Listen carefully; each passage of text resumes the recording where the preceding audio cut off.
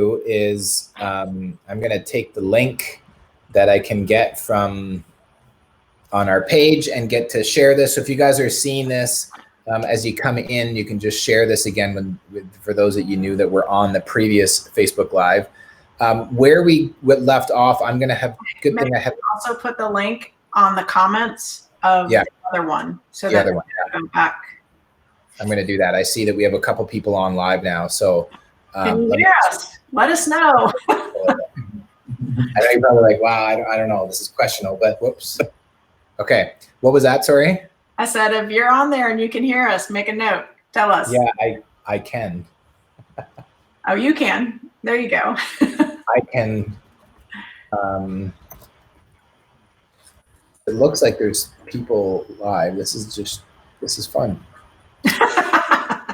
This is a learning experience. This is why you can work with children and animals, right? There's like 15 people live with us. It's just not showing. So there's definitely a delay or something going on. Okay. People are saying, yay, it worked. Okay, good. All right. So just in case you were concerned, my hair still looks amazing. Jessica still looks amazing, and so does Tom. So we're going to finish off here because we got kicked off, and we're going to post the link in the other thread. So if you are, well, I'll do this because I can't obviously do two things at once. So where we picked up was there were some questions that were coming up. I think, Dr. Jessica, where you had left off, somebody said is they'd heard about the Hashimoto's was something about child abuse or something like that. And then we were continuing on that path and we were talking about the master cleanse. Did you recall where you wanted to pick up? I can go over. So when I'm working, because with all my patients, I lead them through the 4 pillars of health as well. So with the thyroid, especially with Hashimoto's, we know that there is a component of, my dog's going to start barking in a minute, but we know there's a component of abuse that has occurred at some point, whether it's childhood abuse or relationship abuse, but there is a portion of them for whatever reason that feels very unsafe. And so we'll dive into that. One of the things, and actually Barney has this on one of the summits I did on telomeres, and telomeres are the end caps of your DNA, and those are measurable markers that let us know what our longevity is going to be, our health is going to be. And one of the biggest attacks on these telomeres is unresolved childhood issues, unresolved childhood abuses. And so understanding that something like it's an insane amount of us that grew up in households that had 2 or more types of abuse. And so understanding that really none of us came out of this world unscathed. And so sometimes we have to go in and just reprogram what we've been taught or what we've actually been telling ourselves is one of the first keys to being successful with health. So, one of the things I'm seeing a lot with Tom's program is that people are very fearful of jumping into a program that requires them not to eat, or what does that mean for their autoimmune? What does that mean for all these things? And when we really start looking at the physiology of the human body, it does real well with fasting. Autoimmune diseases I like to not tell people it's your body attacking you. I like to say that it's your body being efficient and it's cleanup. So why don't we work on giving it less to clean up? And one of the ways you do that is through the restriction and alteration of the food that you're putting into your body. So, maybe you need to do prep to get to Tom's cleanse. Maybe you need to give yourself a month to start weaning off the different foods that you're eating and start putting longer timetables in. But the ultimate line is, I don't know really anybody who would have an issue with doing the master cleanse. You just may have to prepare for it. That might be the only issue, mentally, emotionally, physically. Yeah, mentally for sure. And I think that's why the support, like the online group community is going to be really powerful, because even though you can have the book, read the book, know what to do and do it, it's still just being walked through and having that support for sure. Yeah. And I wasn't abused as a child, and then I'll shut up and let you have it, Tom. The biggest abusers I find is women abusing themselves in their verbiage, in their belief processes, in their self-worth.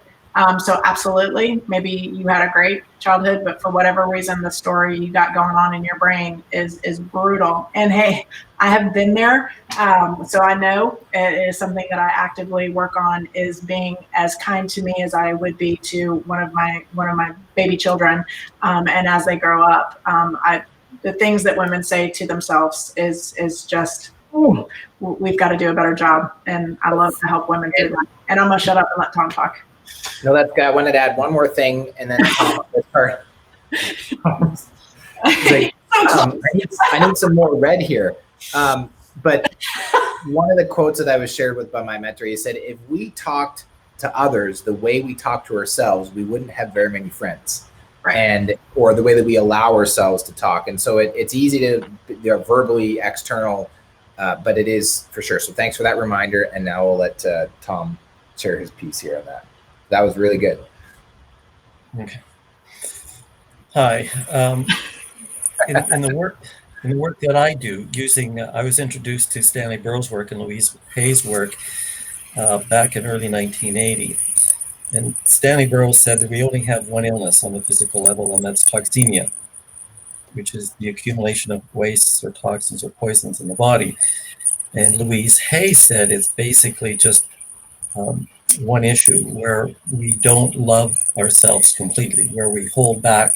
We might love some aspect of ourselves, but we go, oh, I'm not tall enough, I'm not skinny enough, I'm not rich enough, I don't have blonde hair, I don't have brown hair, I don't have the right color skin, I don't have pretty nails. I'm any number of things. Like I remember I was driving my daughter and her friend with me to somewhere, and I was listening to my daughter's friend, and when I drove her home, I said to my daughter, I said, your friend says I'm stupid all the time, doesn't she? And she goes, she does. How do you know? I said, I could tell by the way she talks, because somebody in her home has been telling her that she's stupid, and she's repeating that to herself. And that's this negative self-talk that impacts your whole life. This is where you have to go, oh, this is the root cause. And when you, for example, when you don't love yourself, you don't do loving things for yourself. So you won't eat well, you won't exercise, you won't maybe dress nice, you will hang out with people who abuse you, you will do drugs, you will drink, you will do all of these things that reflect back on yourself, how you feel about yourself. And when you love yourself, and when I have clients come in who have some issues and they go on the cleanse for 10 days, and I'll say to them, wow, the amount of care and love you've done for yourself to do this program for 10 days is wonderful. And I say, you deserve a pat on your back, because now you're taking a step forward in your life. You're doing something loving to yourself. You're feeding yourself in a way that your body is actually able to heal itself, which leads to another point. The Master Cleanse has never healed a single person.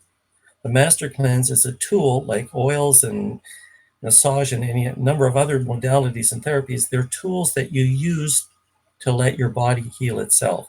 It's when we get out of balance, when we eat poorly, we don't sleep enough, we don't exercise, and we have a lot of negative self-talk, that we then, our body naturally will heal and manage itself and keep it in balance. But when we heap and toss all of these abuses onto ourselves, our body becomes overwhelmed. And so we've got to, sort of take those back, bit by bit, piece by piece, where, okay, today I'm going to love myself as much as possible. I won't yell at myself. I won't berate myself. If I make a mistake, I'll say it's just a mistake, and I'll do better next time. People say failure is just an opportunity to learn how to do something not that way. I think that Edison said something like that. So I learned how to not make a light bulb 1,000 times before I made the first light bulb. Right. And he committed to something. I always like to mention Gary Young. There would be no Young living if it weren't for the Master Cleanse. Gary Young did the Master Cleanse for 256 consecutive days, hoping to starve himself to death. And lo and behold, he got up and walked away from his wheelchair, using a cane at first.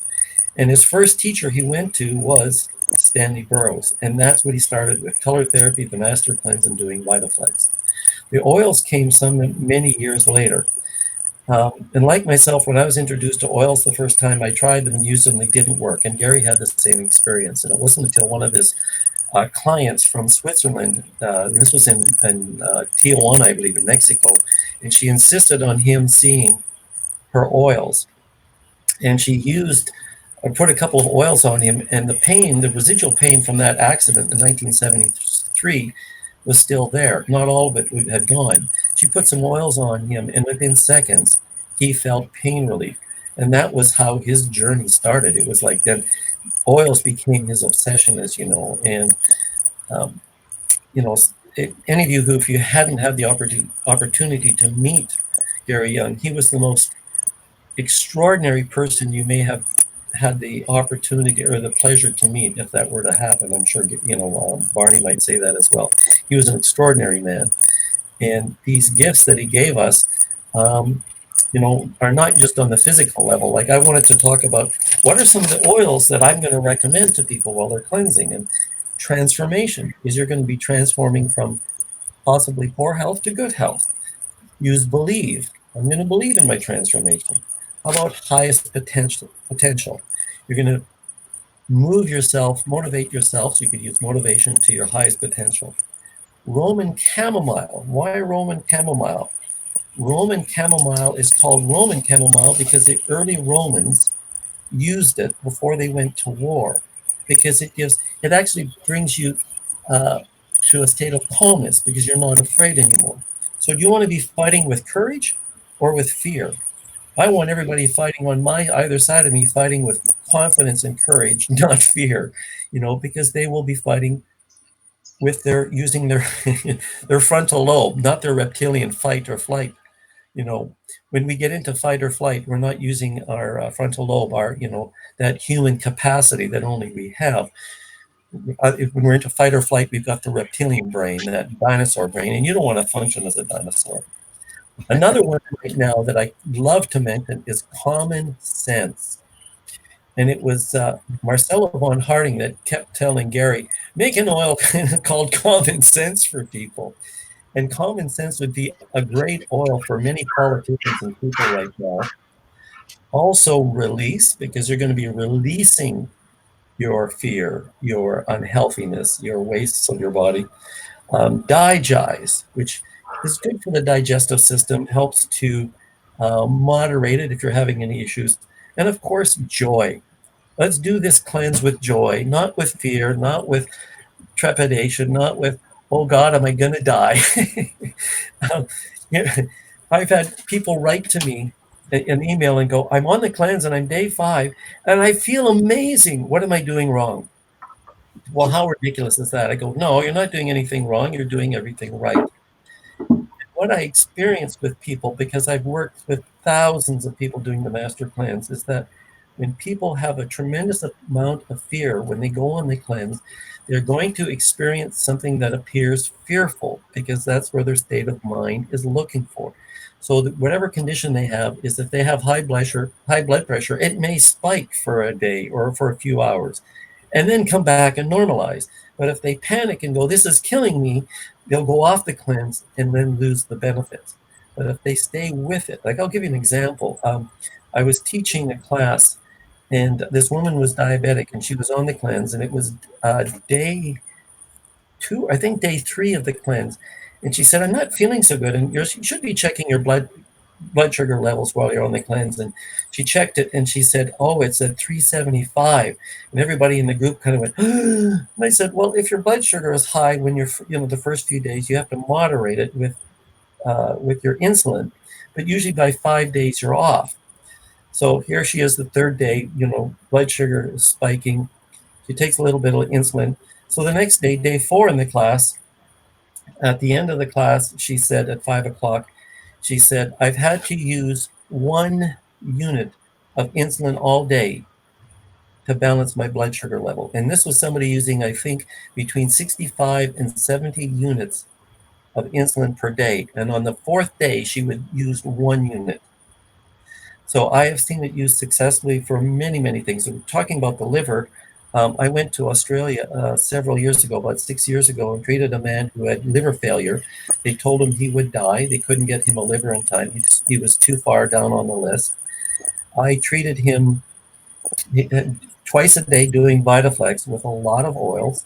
He did the master cleanse for 10 days, still smoking marijuana and smoking cigarettes, and the cola, and his liver completely normalized, which I found astounding because I told his mother it was probably going to take anywhere from 40 to 50 days to accomplish this. And that happened in 10 days. As I said, I was doing 2 Vitaflex treatments a day, and I used a lot of oils as I would treat him. So Yeah. the point I'm making here is that the cleanse, the oldest person I've had is 94 years of age. He had heart disease, not a problem.